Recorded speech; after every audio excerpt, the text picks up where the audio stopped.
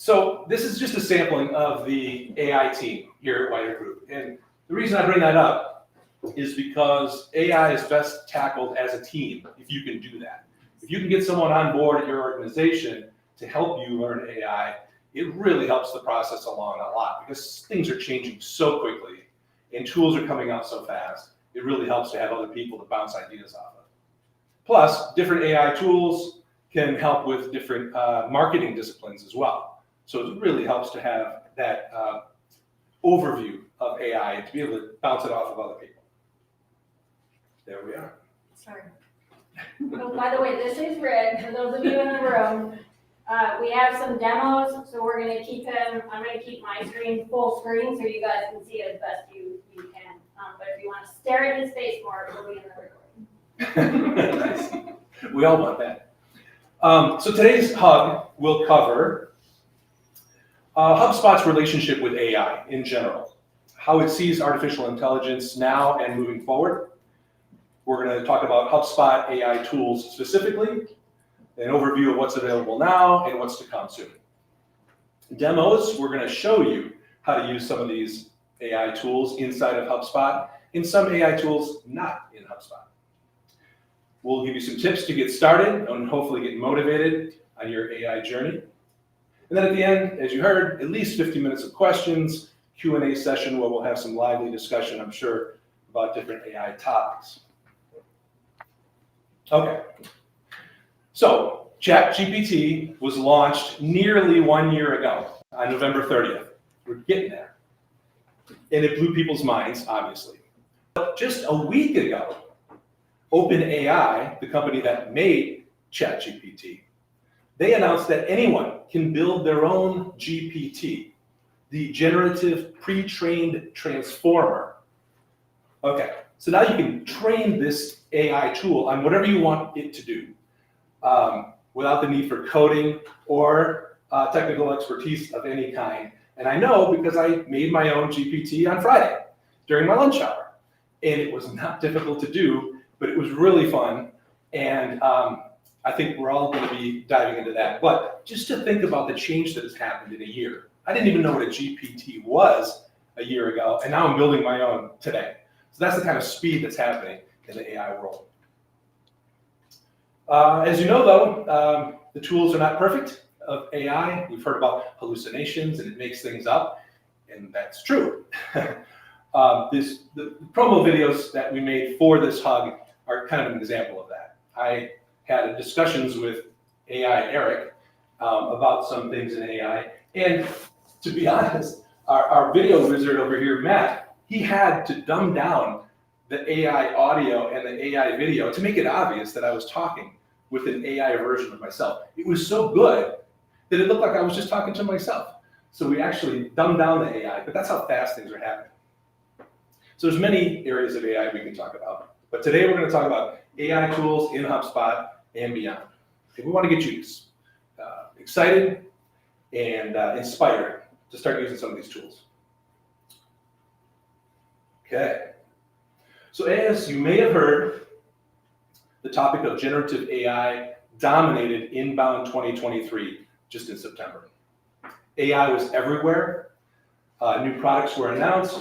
Updates to old products were shared. And every session mentioned AI at that event. So it's clear that HubSpot is all in on AI. Dharmesh Shah said, it's an opportunity of a lifetime. So this is the co-founder of HubSpot, and he's expressing his undying love for AI. And he used the term love. He loves AI. Yamini Rangan, just recently, the CEO of HubSpot, said that AI will be HubSpot's #1 strategic objective in 2024. So if you use HubSpot, you're going to be using AI. When you registered for this hug, we asked you what AI topics you want covered. And we fed that laundry list into ChatGPT, and it gave us some themes and some insights of what we should do. And our goal today really is to hit on as many of those as we possibly can. The thing is, we anonymized your information when we put it into AI to analyze it. So that speaks to a concern that we heard loud and clear with security. Your name is not attached to the information you gave us in the AI. But security is a big concern. We will get to security. We also heard a huge desire to learn how to get started with AI tools, and you're in the right place for that.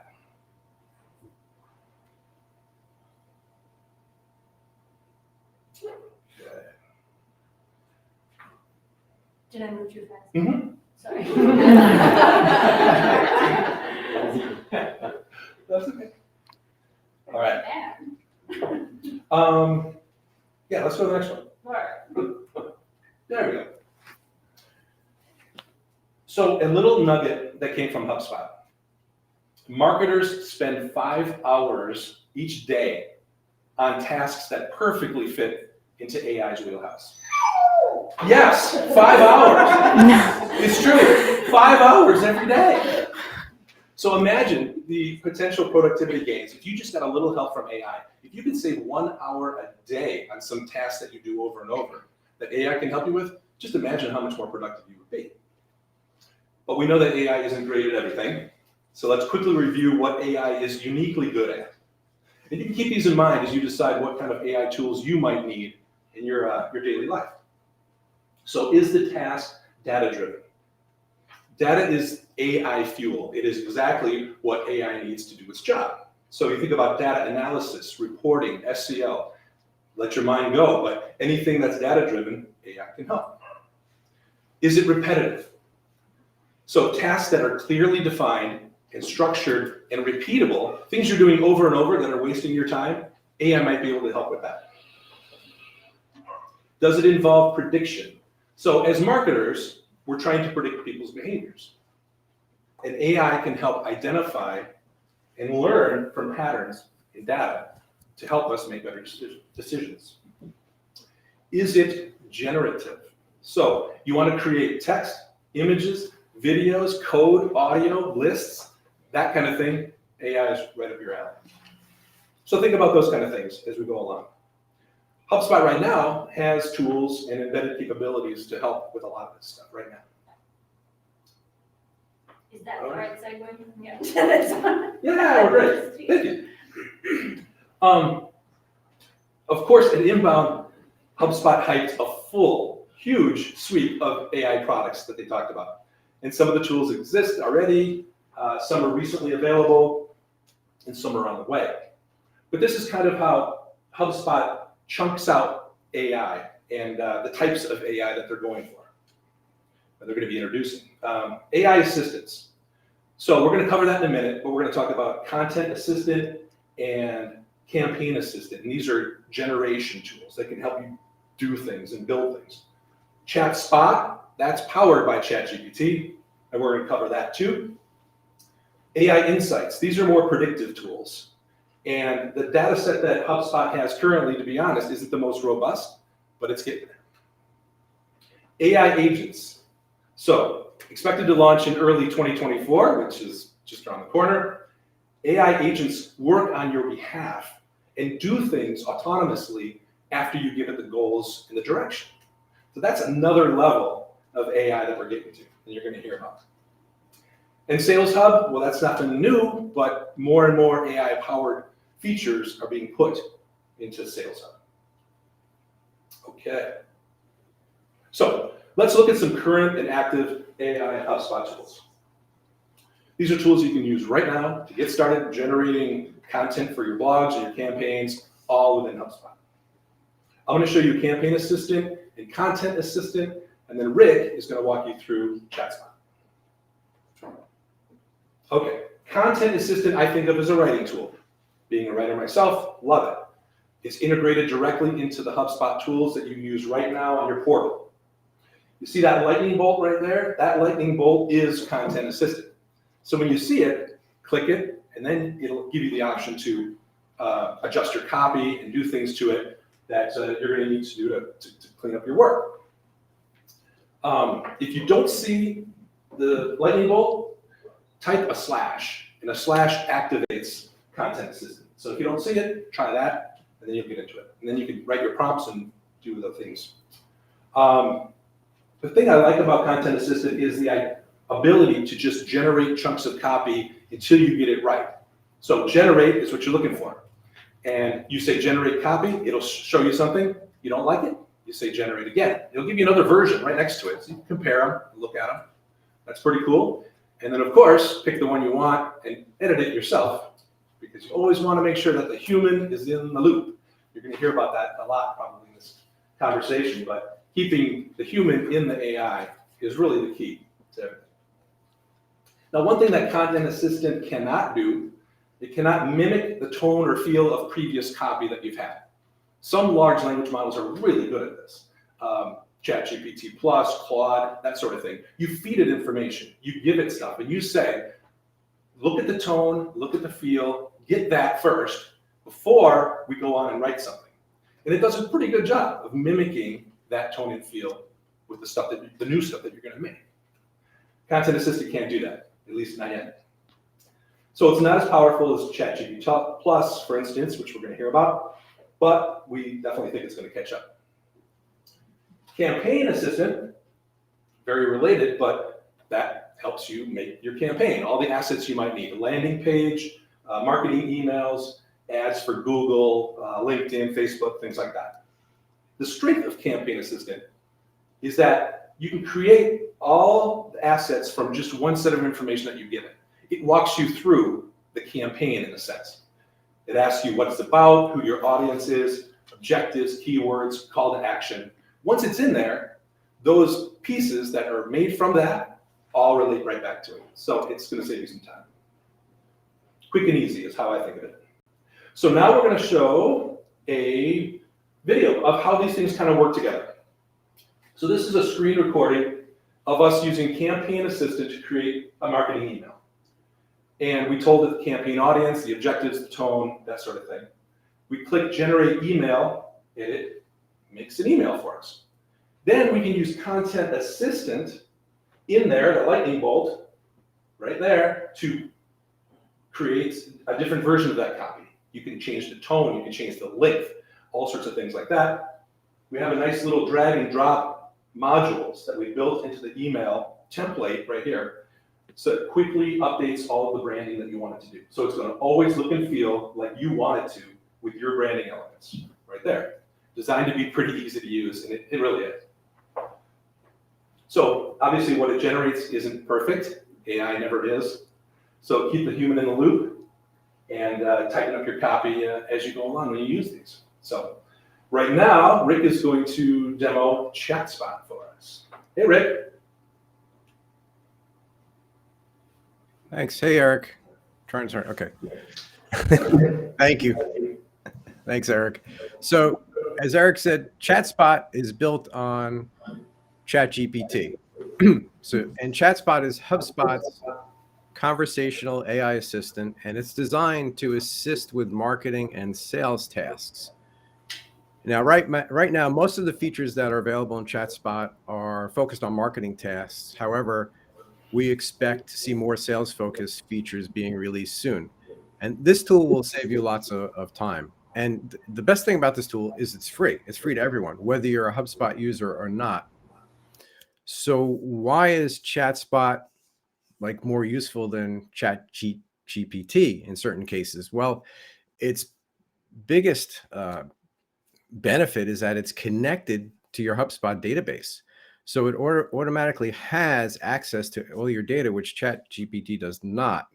Also, HubSpot has built in templates into ChatSpot for you to use in different scenarios, and I'm gonna take you through that. So Kelly, if you just go to the next slide, I'm gonna take you through 3 examples here.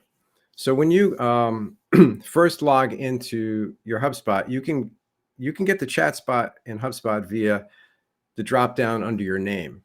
You can pause that a second for me, Kelly, please. Thanks. You also can get to ChatSpot just by typing in chatspot.ai if you don't have HubSpot. But it's really convenient when you're in HubSpot to be able to use it. So the first feature I'm going to show you, I'm going to go through 3 features. One is on reporting, one is on summarizing a video, which is pretty interesting, and the other one is on image generation. All very useful. Kelly, you could start the screen grab again. Thank you. So I'm in ChatSpot. You want to go to templates, and I'm picking out a reporting template here. And I'm looking to find out how many leads have we generated. So I'm going to pick that contact growth template. And now you just type in what month or what day you want to see yesterday, you want to see last week. And within seconds, ChatSpot queries your database and brings that information back. Now, here's another one, the summarizing. This one is really cool because that video that was just shown on the screen is a 30-minute presentation by HubSpot about ChatSpot. But I don't want to watch 30 minutes. What I'm really interested in is how can I use ChatSpot for marketing? So I'm actually using ChatSpot to ask ChatSpot to find out that information. There's a template there for YouTube summary. And I just asked it, could you tell me where the presenter starts talking about using ChatSpot for marketing? And it comes back within a few seconds and says, oh, it's around the timestamp of 10 minutes. So right there, I just could fast forward the 10-minute timestamp in that video, and I got what I want. Image generation. This is my favorite feature of AI, of all AIs, is just being able to generate images. So in this one, HubSpot had a template that I picked was cinematic. And in this scenario, I'm pretending that I need an image of a ship on rough seas for my blog post. So I just typed that in there, and HubSpot, within probably like 30 seconds, I fast forwarded this one a little bit, comes back with 4 choices. Now, if I don't like any of these choices, I can just regenerate them, or I could add more information. Say I wanted to have the moon in the sky, or I want it to be a sunny day or sunset. You could add a lot more information into your description to get what you want. And it's incredible, because I remember how much time we used to spend to go through iStock libraries to find an image that fits the concept we're trying to convey, not to mention the money we had to spend. Well, with ChatSpot and image generation, you can just go in and describe the image you want and give it multiple tries. And within a couple of minutes, you have exactly what you wanted. And I just showed you 3 things. There's dozens and dozens of ways you can use ChatSpot. I would recommend that you just jump in and use it. If you're a HubSpot user, go in through HubSpot, jump in. You can't break anything, I don't think. So, and just try the different templates. I think you'll find them really helpful and really insightful. Kelly, you can go to the coming soon. So Eric touched on it before. There's a lot in development that HubSpot has in development with AI. And this slide here, and you can take a screenshot of it if you want, but we're going to share the slides out. But this is a list of everything currently that's coming soon. Some of these features, these tools are still in alpha, so we haven't even seen them. Some are in private beta, and some are in public beta. So like ChatSpot is in public beta, which means you have access to it. So I'm going to pass this off now to Joe Phillip, and Joe is going to take us through some AI tools that are really useful and outside of HubSpot, and how she uses them in her day-to-day marketing. Thank you, Rick. So we hope to really dig in and do lots and lots of additional tools, but in the interest of time, we have to skinny things down a little bit. What you can see is that HubSpot is really focused on finding ways to help its users get access to as many AI tools as possible without having to step away from HubSpot. So you can increase your efficiency, your productivity, and get to quality faster, all while still using HubSpot, which is pretty interesting. And we've said it before, but it bears repeating. Anything that you are generating, whether it is ChatGPT or ChatSpot or Claude or Midjourney or Descript or Canva, whatever it is, review it, revise it, verify that the content is in fact true, that the content has not been plagiarized. That is still your responsibility as a user. And remember, this is technology. It's not magic. So perfection is not a reasonable expectation. So with that, let's take a look at ChatGPT, probably the most recognizable name in this space. Quick show of hands in the room. Who's used ChatGPT or anything similar? Okay, nearly everybody. Who's used it for work? Okay, quite a few people. That's great. So if you've got a limited budget, GPT Plus is probably where you will get the best bang for your buck if you're not using the free HubSpot tools. $20 a month per user is going to get you GPT Plus, which uses GPT-4 large language model, as opposed to 3.5, which is what the current free version uses.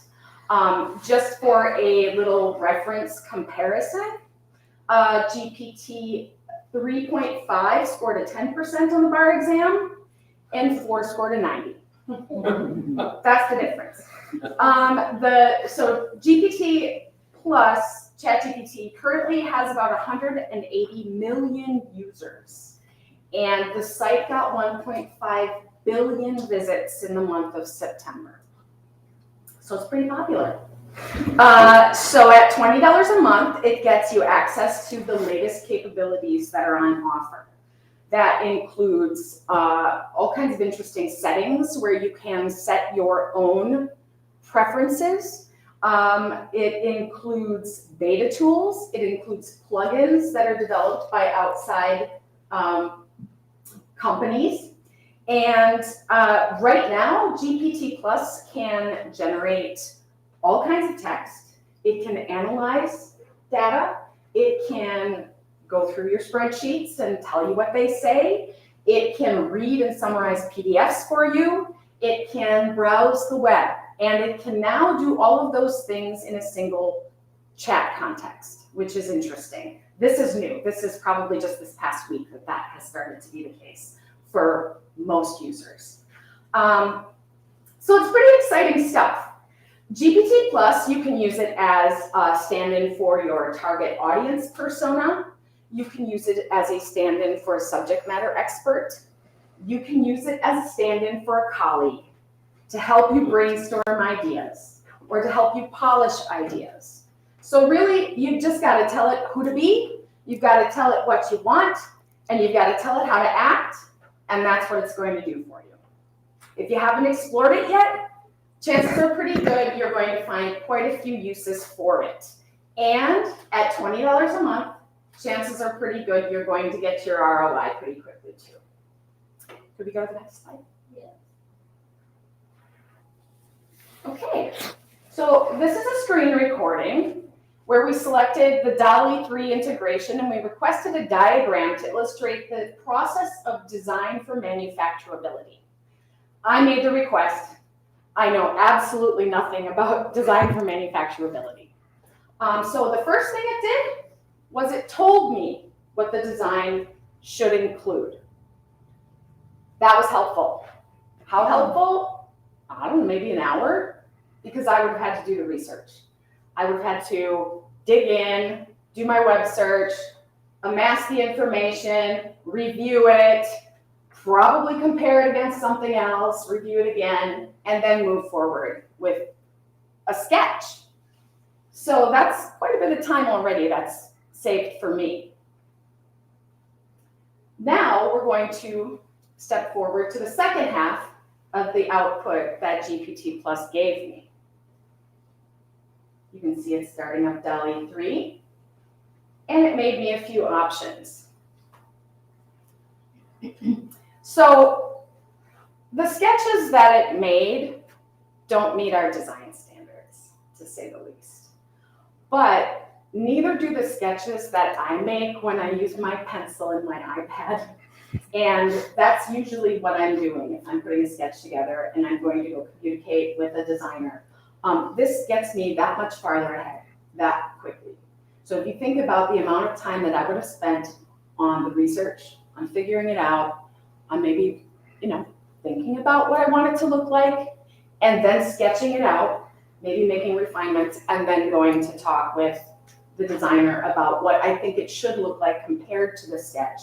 I've saved a lot of time. I've probably saved the $20 that I invested for my monthly payment.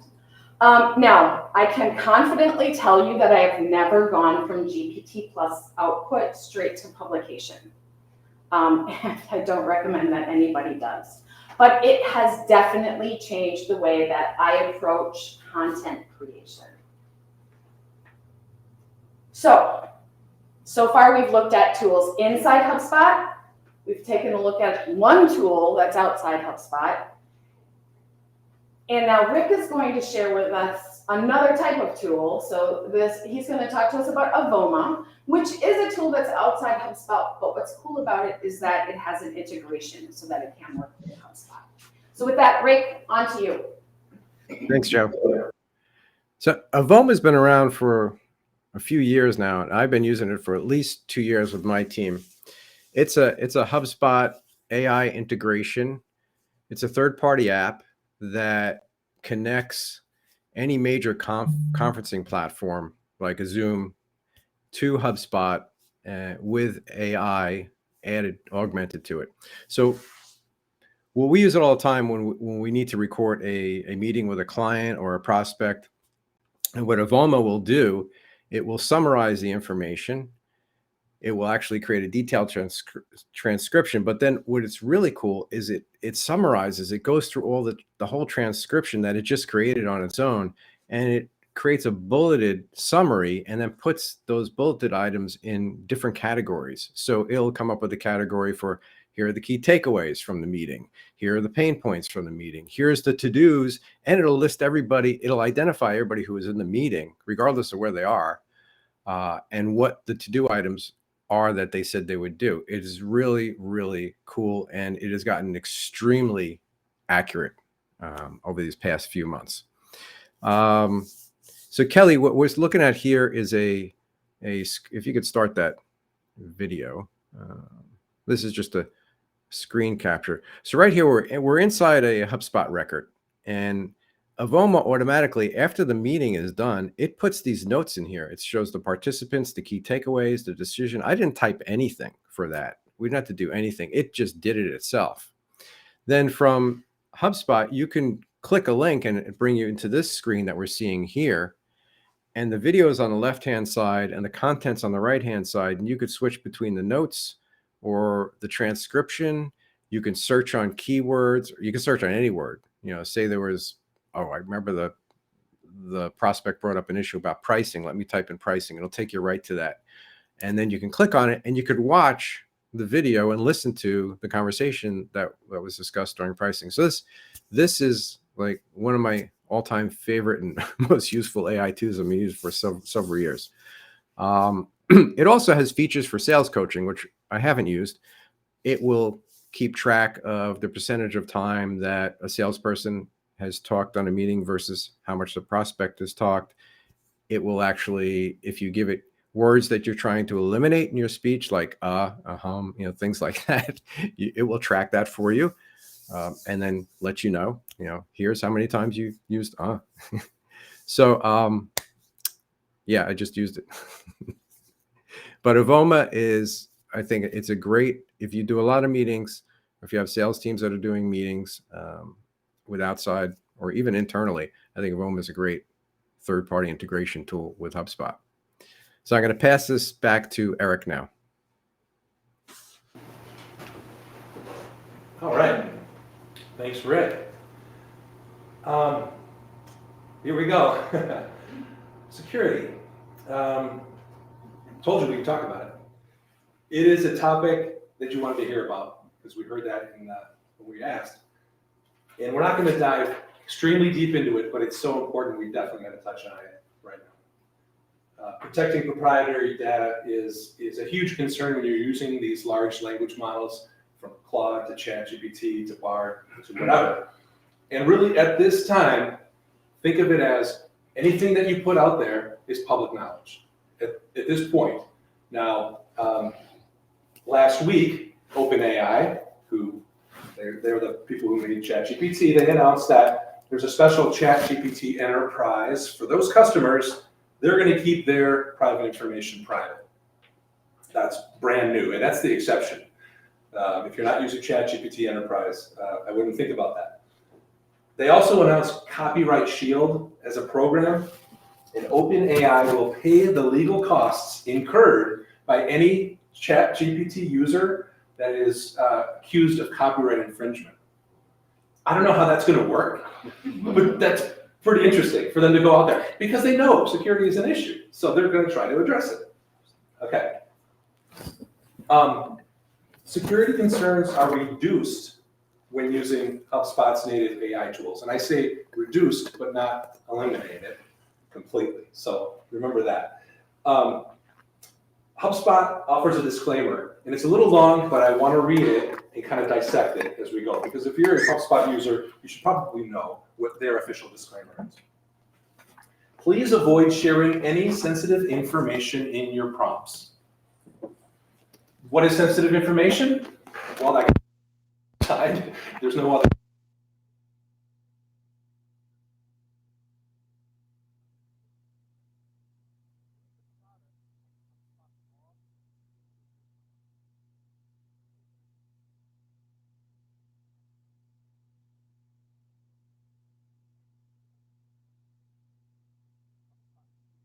Your prompts with OpenAI in order to enable your use of this tool, and OpenAI will store your prompts for content moderation purposes. Again, remember, what you're using is being stored. Your prompts will be attributable to you, so it remembers you. By using this tool in beta, you agree to comply with HubSpot's beta terms, with OpenAI's usage policies, content policy, and sharing and publication policy. Okay, so you've got some homework to do. Read those policies because obviously it's really no guarantee of privacy at this point. Now, there are some baseline best practices that we want to share and help you protect yourself while you're using some of these tools. I'm going to read through these quickly. Keep IP, trade secrets, financial information out of the chat window. Don't put those in there.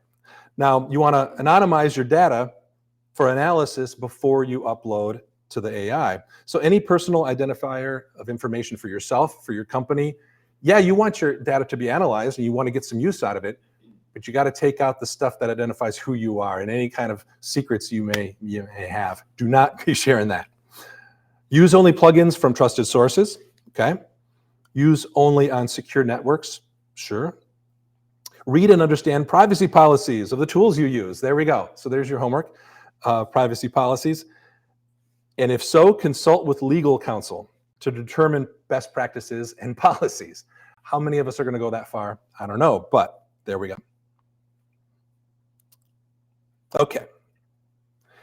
So next slide is a recommendation from us that every organization should draft a statement of how you will and will not use AI moving forward for your company.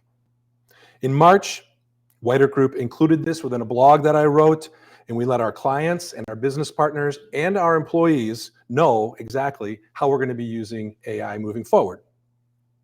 It not only grounds what we do and how we're doing it, but it also gives us a chance to show the values of our company and what we believe in. That's also reflected in that statement. Without a statement at all in your company, it could be a free-for-all, and it probably is. We've seen everything from slight misbranding steps to cringe-worthy executions that they were not good, and they were AI generated because some employee thought, this is a good idea, I'm going to make something and put it out there. And it probably wasn't great for the brand. So AI still feels like the Wild West, and it is in a lot of sense. So anything you can do to rein that in and have a statement like this, the better. So be transparent about how you use AI. Commit to the ethical use of AI tools. You've heard this: revise, review, and verify the content that you use. Respect intellectual property. Always check the content for plagiarism. Joe said that too, but it's worth repeating. So as AI tools become more capable and more sophisticated, keeping the human in the loop is the key to using them properly. Okay. Here are some additional resources you can use right now. HubSpot resources you can jump in and review and get up to speed rather quickly. This is what we're doing is just to give you some inspiration to go out and find more information, but here it is. So beyond HubSpot though, some AI tools, and we kind of heard a little talk earlier about ChatSpot, they will actually teach you how to use the AI tool better. The tool will help you use the tool better. You could throw in a prompt and it will give you an idea for maybe a better prompt. You really want to say this? Is this the information you're really looking for? Yeah, that's way better than what I put in there, and it'll help you use the tool better. So that's where we're getting to now. Okay, a final thought before we jump into questions. This is a quote from Greg Brockman, the co-founder of OpenAI. The most amazing fact about AI is that even though it's starting to feel impressive, a year from now, we'll look back fondly on the AI that exists today as quaint and antiquated. So think about that. We've come a long way in a year. It's going to be amazing in the next year. Okay, before we get into questions, we have a question for you. And that is, how should we continue this conversation? Because we can throw a lot of stuff at you, but I'd like to be able to connect more and make your experience a little bit better. So we can, and this is something to think about.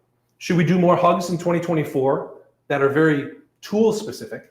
Get into one of these things and demo it and jump into it and workshop that tool. Was that something that would be interesting for you? Should we create a LinkedIn group for the Appleton Hug members? And on there, we can have an ongoing conversation about different tools you're using and make it a community. So those are some thoughts that we'd like your reaction. So if you're in the room, raise your hand if you'd like to do one of those. Raise both hands if you'd like to do both of those. If you're online, you can respond in the chat, right? Give us a 1 or a 2 or a both in the chat, and we're going to learn from what you guys want and give you more of this. So who wants to do any of those things to continue this conversation and learn more as we go? Anyone? Anyone? I see one. Okay. That's awesome. Well, we want to do that, and we will do that. So thank you for that. Our final slide before we jump into questions is basically a thank you for me to give to my team. Like I said, an AI is best used as a team and best attacked as a team. And it took a team to do this entire thing. So I want to thank Mary, and you're going to hear from her. Kelly, thank you. Matt, Video Wizard. Emily, Abby for the food. Frank helped out with beverages earlier. Joe and Rick, obviously, and Woody, who's still around. So say hi to Woody as well. And I want to thank you for your time to be here and to go through this. We're going to take questions. We're going to take questions in the room first and get started. And we'll also check questions that Mary is looking at on the Q&A. So do we have a microphone to talk to folks? I'm going to come over there. Okay. If you can repeat any live questions, yeah. Repeat into the microphone so that the online crew can hear. I'll do the best I can. Who has a question for anything that we talked about and where we're going? I see one hand. Oh. Yes. Go ahead, Greg. I've heard instances about people uploading company information, financials and things, before they were told, don't do that. Is there any, if you've done that, to get your stuff off? Is it too late? No, it's too late. At this point, it's too late. That's the importance of security. Yeah. And that's exactly what happened to, I think it was the Amazon. Somebody And it wasn't me, it was a friend. asking for a friend, of course, Greg. I think the example was Amazon, but I'm not positive about that. But someone put something out there to get help with, and someone else in the company found that some secrets were out there, and they're like, "Wow, I can't believe this is out there." Someone else shared it. That's the problem. So that's a real thing. I've heard stories of code, like a company that develops code puts their code into ChatGPT and says, can you help me fix the bugs in this code? Well, the code is proprietary. Anymore. Right. Yeah, you gotta be careful. Exactly. Do we have any online questions? Somebody asked online if the slides will be made available after. They will. And they will. That was an easy answer. We know that one. Hi. Do you have any suggestions for like voice over AI? Yes, there's definitely some options out there for voice over AI. Descript is one that comes to mind right away. Very powerful tool that can, I think it has text to audio, text to video. Yeah. So Descript is something to look into. Matt has experimented a little bit too with audio. Is anything popping off in your brain right away? I believe the tool that we used for the Eric videos to even replicate his own voice, it had a stock, excuse me, library of voices to select from. But you can actually upload a sample of somebody reading and actually just use your own voice if that's a little bit more comfortable for you. So for example, I had him read the entire script of the video that we were doing, and then I took that audio, uploaded it to the program, and it basically was able to replicate his voice, his tone and everything like that. Right. And actually, fun story, we actually had messed up the date on it originally, but with the AI program, we were actually able to correct that because we didn't have to re-record him. We just basically had it say the 15th of November versus the 14th. And I don't know if any of you caught it, but probably not. What was the tool, Matt? It was 11 Labs, I believe. 11 Labs? Yes, Okay. I believe. Okay. Or 11 Lab. Okay. Sorry. Right, and something that makes me think of Descript right away too is it has that ability to, you record your voice for 30 seconds. It only needs 30 seconds of your voice, and then you're good because any text that you type in, it'll come back in your voice. And it's amazing how good it is. It'll sound just like you. And all it needs is 30 seconds, a 30-second sample of your voice to duplicate whatever you type in. So that's maybe something to look into. If you don't want your own voice, if you want somebody else's voice, then you could read it and it would give you those options. Like, Yeah, so if you wanted somebody else's voice, they have a list of options, accents, everything like that. And you just type in the script and it'll read it out for you. So. Cool. Good question. Any others? Yes, sir. How are you handling copyright? Because right now the U.S. Copyright Office is saying no, nothing's Nope. copyrightable. So Nope. how do you handle that? Well, we keep humans in the loop. So if Yep. you have humans in the loop, it's human created. But you're right. The U.S. Copyright Office, anything that's not created by a human cannot be copyrighted. Visual, text, whatever. So keeping the human in the loop is the way to do that. And that's the way we do it. We don't let anything AI leave or get published, just like Joe said. So for us, not a serious issue yet, but as we scale up and things get going, it's always a concern, for sure. Anything online? Anything? Questions? We're going to give them a shot. Okay. I have a Angelia. specific question. Yeah. So you showed us how to create the templates with that HubSpot AI tool. Does it know our brand or does it create a template and then we plug our brand in? Like brand colors, brand fonts? With ChatSpot? Is that, The HubSpot ChatSpot? AI? I think so. Yes, Okay. I think you're talking about ChatSpot. Yes. Yeah. I don't have light. for Oh, it. sorry. Kelly's got some. There. Not that people online don't hear me, but just in case. So and Rick, you can pipe in here too if you want, but the templates that exist in ChatSpot, HubSpot has created to help you be a better prompter. So one of as we were prepping for this and trying to figure out, what do we want to say about ChatSpot, because it's big, right? We only had 5 minutes to talk about it.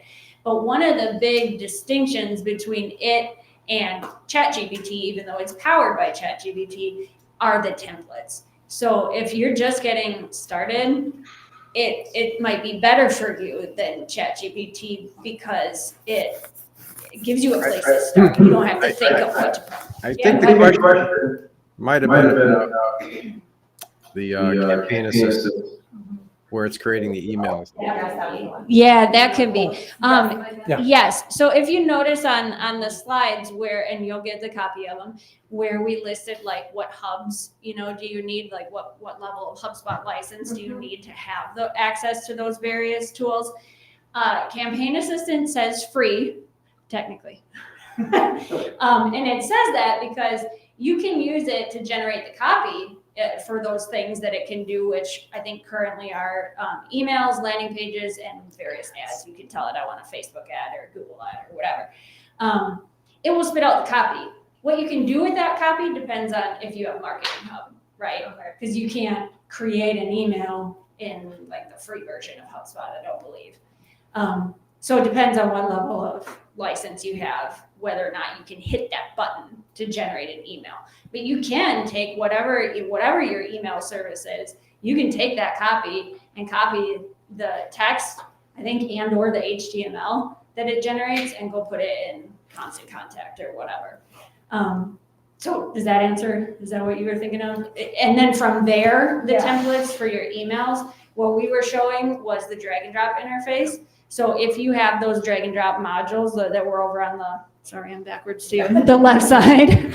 If you have those drag and drop modules set up within your email templates, library of modules, that's how we did that. So it's having the drag and drop block set up. It's having the CSS styles set up within, your back end of your Marketing Hub. So Kelly, the basically, if you have your template set up and your style sheets done and you have your branding, the AI assistant is going to use that existing branding when it creates the emails in the campaign, correct? Is that as far as I've tested it, it creates it in like the drag and drop editor, not the old. So the old legacy editor in HubSpot is a different setup with those style sheets. So as long as you have those set up in your drag and drop editors, right? I believe you're correct, Rick. Yeah. Okay. So it will match your current branding. Yeah, and if it doesn't out of the gate, you can easily, in a matter of minutes, apply those things to it because you've got that all set up to just hit click styles, right? Right. Okay. More questions here? Anything AI related? We'll take it. We don't have all the answers, and nobody has all the answers. That's the beautiful thing about AI. Nobody knows everything, and we're still all going through this together. So that's part of the adventure, but we're all learning together. For those of us new to AI relative to HubSpot, are there some good prompts that you would recommend us, or one of the different tools specifically that would just be worth us diving in and just to see what the tool is capable of as a way to learn what's possible? Yeah, a lot of these tools you can ask it to help you prompt. So you don't have to, the prompt engineer title that became popular probably like 6 months ago as a career path probably isn't going to be the most important thing anymore, really, because the AI tool can help you do that so well. You say, what would be a good prompt if I want to do such and such and such? It'll pop up something and you could change that, tweak it, do whatever you want and say, or just say go. So the tool helps you be a better prompter. Is that what you were thinking? Well, just to experiment, to see what's possible, to sort of wow us and see what the capabilities are. What should we prompt? What should we try? I'd say jump into ChatSpot. Use the template. Jump into ChatSpot and dig into the templates and just go. read. Yep. Just throw things out there. Throw it. Sometimes, here's one fun thing about a lot of AI tools. It'll say no initially. And then if you give it a nudge and say, come on, you could do it, then it'll do it. So that's how weird these tools are. I mean, really, that's how odd they are, because sometimes it'll say, I'm a large language model and I can't do that. And you say, well, come on, do your best, give it a good shot. And it'll come up with something like a great formula or something that you would never expect it to do. It'll refuse you the first time.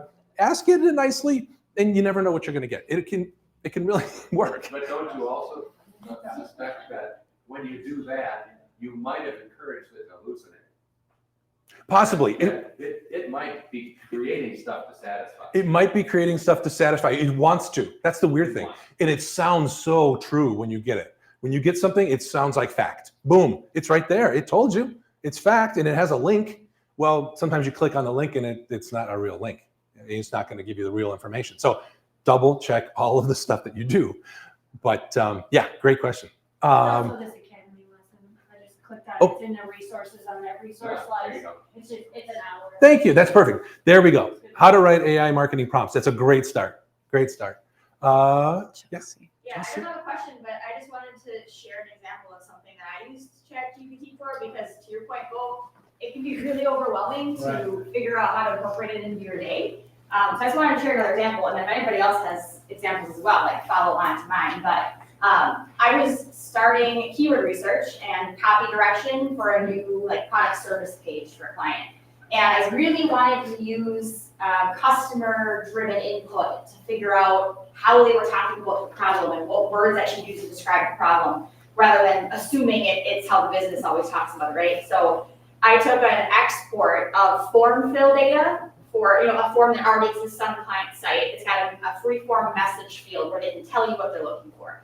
So I took an export from all the form submission data for the last year, and I fed that to ChatGPT, and I said, analyze all the free form data on this spreadsheet and tell me the most commonly used phrases.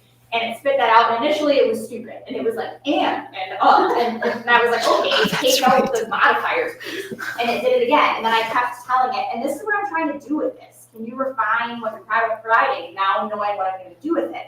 And it ended up giving me a ton of like seed keywords to start with. And then I went and moved over to a keyword research tool and started looking for volume data and stuff like that. So I just wanted to give that example because I know it can be really hard knowing like the world is totally your oyster. Like, what are some actual tangible things that you can go and do? And I thought that data analysis was a really good use. And I bet that was the only column you had in that spreadsheet because you anonymized it. Yeah. I don't know if everybody online caught all of that. I can't repeat all that, but that was an amazing example, at least for us. I don't know if everybody can hear that virtually, but that was fantastic. Thank you, Chelsea. But 2 points to add to what Chelsea just explained. One is that having a conversational approach with these tools is really important, particularly with things like Claude and ChatGPT. Being open to the idea that you can ask follow-up questions and make follow-up requests and keep refining your ask that way, that is helpful. And the tool is learning while you're learning to use it. So everybody is advancing that way. The other thing to think about, Greg, to your point about hallucination, is that if you have the premium version of ChatGPT, you do have the option to put in custom instructions. So if you go down into your user profile and you can click in there and dig around, there are some drawers where you can put some stuff in there. You can, and I know many people are trying to put in a request that the tool please never hallucinate. Now, again, as with all things AI, don't make any assumptions that it's going to actually not hallucinate. But that is something I know some users are trying to do to sort of circumvent that issue. Here's something to think about too. The AI you're using right now is the worst AI you're ever going to use in your life. This is the worst. This is the worst of it. It's just going to get better and better and better very quickly. So put up with some of the stuff now. Make sure you're private and keeping your security. That stuff I think is going to be tightened up and improved in the future. But right now, this is as bad as it's going to get. It's just going to get better and more helpful. So something to think about. Any other questions online? Any other questions in here? Aren't any online? Okay. I think I think we'll Yep. online. Oh. I'm gonna tell them. Well, you want to tell them? We'll just close the online. Okay. Well, so thank you online folks for participating and being with us. We can continue the discussion here over beverages and food if you'd like. We're going to be around. So thanks everybody for showing up, and we're going to check in the future. We have other opportunities to stay connected. So really appreciate that. So thank you so much. Cool.